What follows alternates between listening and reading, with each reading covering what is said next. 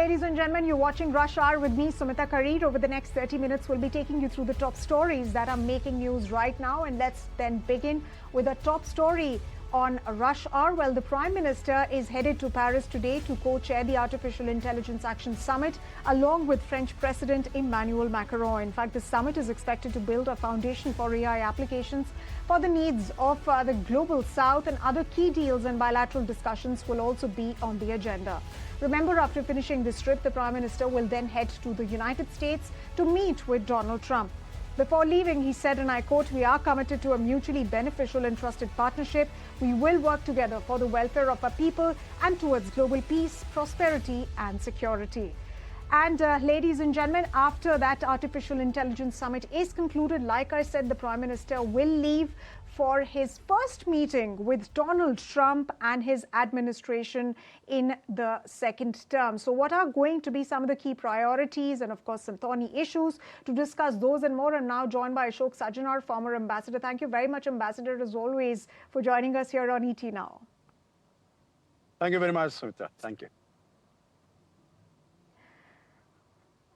Ambassador, now this is going to be a high-stakes meeting between Prime Minister Modi and President Trump, given that it will set the tone of the India-U.S. relationship for the next 4 years. Realistically, what are your expectations in terms of the talks that will go on between the two sides? Yeah, thank you once again, Sumita, for having me on the show. You're very right. As far as United States is concerned, it is, I'll not say one of the, but it is the most consequential partnership for India. In terms of trade, it is we have the highest trade, close to about $190 billion in goods and services. There is bipartisan support for this relationship in the United States. We've seen that the relationship has continued to grow for the last 25 years. There's bipartisan support in India also for the stronger engagement with the United States. In Trump 1.0, we saw that the relations between India and the United States went up several-fold, whether it is the area of defense or it is the area of trade, economy, geopolitics. The whole concept of the Indo-Pacific was launched. The whole concept of the Quad was launched during his first tenure. So we are hopeful that on all these issues, there is going to be discussion. Of course, Mr. Trump has been making threats as far as trade and tariffs are concerned. He's characterized India as the tariff king and the tariff abuser. So we expect that there is going to be very significant engagement with President Trump. He, in the Trump 1.0, right at the very end, there was very active discussion on having a mini FTA, mini free trade deal between the two countries. That could not fructify because of COVID-19. So we'll really have to wait and see as to whether that can also be taken forward. But whether it is energy, whether it is reduction of the trade surplus that India has in the area of defense, on geopolitics. You would recall that the first meeting of the foreign ministers of the Quad countries took place on the first day after the inauguration. So I think it's a full agenda. It's a very substantive agenda. And I think both sides are looking forward to these discussions, which will be even higher level. Absolutely. Absolutely, Ambassador. When you talk of tariffs, in fact, just in the last week, on last Friday, when the External Affairs Ministry held a press briefing, the Foreign Secretary said, and I quote, "We expect that there will be an intense and continuing conversation on matters related to tariffs." Now, so let me focus a bit more on the tariff issue. Do you think that's still a concern, or, because India's outreach to the United States by giving concessions to US goods just a couple of days back, has that taken care of this concern, at least in the short term? And secondly, what leverage does India have in these negotiations? Okay, couple of points you have made. This is basically to, in my view, to soften the ground. What we've done on Harley-Davidson, what we've done on luxury cars, etc. Basically, I think sending out a message to the US that we are prepared to play ball. We are prepared to deal with the concerns. And I don't think this will be enough to meet satisfy the concerns of the United States, because basically for Mr. Trump, it is the trade imbalance, trade surplus, that India has about $36 billion that, he's concerned about.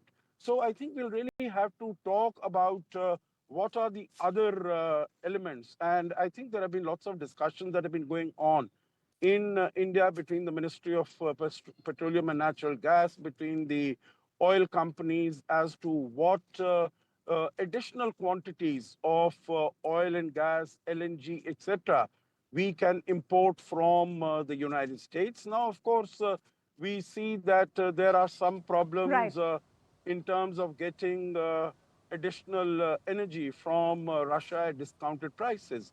So I think that will be Right. one area Right. where we could look at, and some other Hmm. high-end, high-tech Correct. products that the United States might be Right. interested in. And of course, So, some defense equipment, because that is also right. something we are looking at. Because Russia, we've seen, is Right. not in a position at the moment Correct. to meet our supplies. So I think Hmm. we get a good deal, good Right. technology, which meets our requirements. And I think that would be Okay. something that will be discussed, and Okay. some Okay. agreement will be Okay. reached. So, Smita. so essentially, So essentially, you're stating that yes, of course, tariffs could be a pain point. It could be a stress point for that conversation to happen, as has also been pointed out by the External Affairs Ministry. But Ambassador, you are stating that the impact of that could be offset by how India and the US engage on several other matters of mutual significance. But my final question to you, what else could be the pain points? The deportation of undocumented Indians last week has been a huge concern countrywide, and more importantly, how the treatment of these citizens has been done. Do you think that is going to figure in the talks?